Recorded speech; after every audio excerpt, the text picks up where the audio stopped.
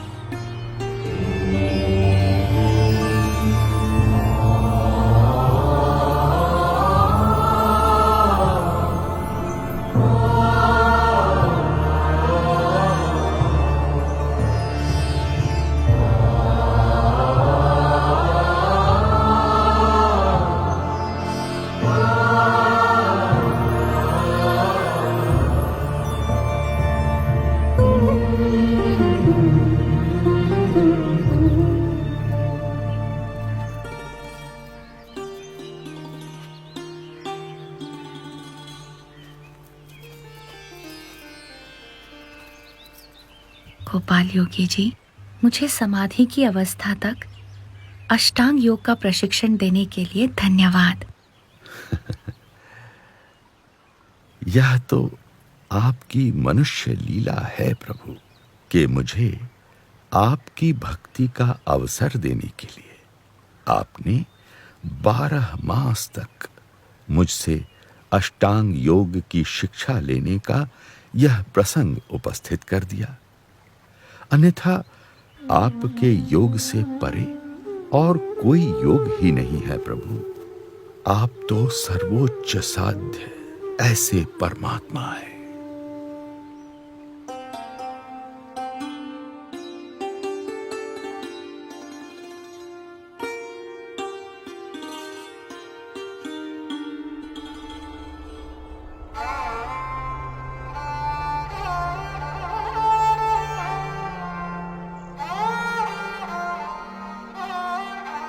अष्टांग योग सिद्ध करने के पश्चात भी मेरी साधना में जो अभाव रह गया हो वह दूर हो जाए, ऐसा मार्गदर्शन मुझे दीजिए प्रभु।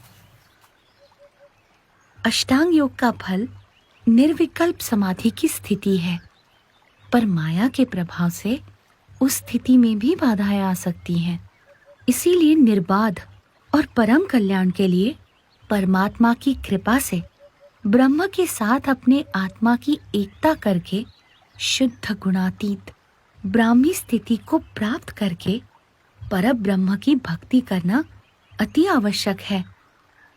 वही उत्तम निर्विकल्प निश्चय की स्थिति है और वही सर्वोच्च कल्याण है।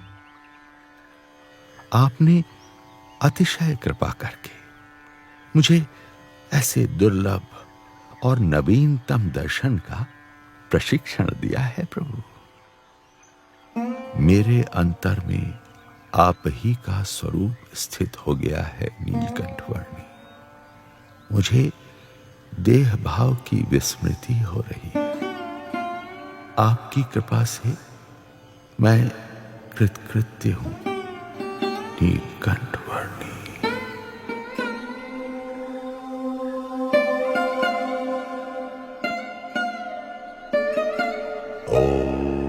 स्वतः अष्टांग योग सिद्ध कर लेने के पश्चात भी गोपाल योगी जी के लिए जो कुछ अपूर्ण रह गया था उसे वे नीलकंठ वर्णी के योग से प्राप्त कर पाए और परम कल्याण के मार्ग पर प्रयाण कर पाए।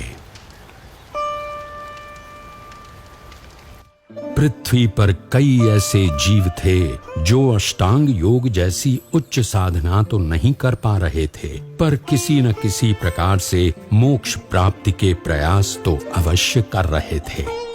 नीलकंठ वर्णी चाहते थे कि हरेक जीव आत्यंतिक मोक्ष की परिभाषा से अवगत हो और परम कल्याण को प्राप्त हो।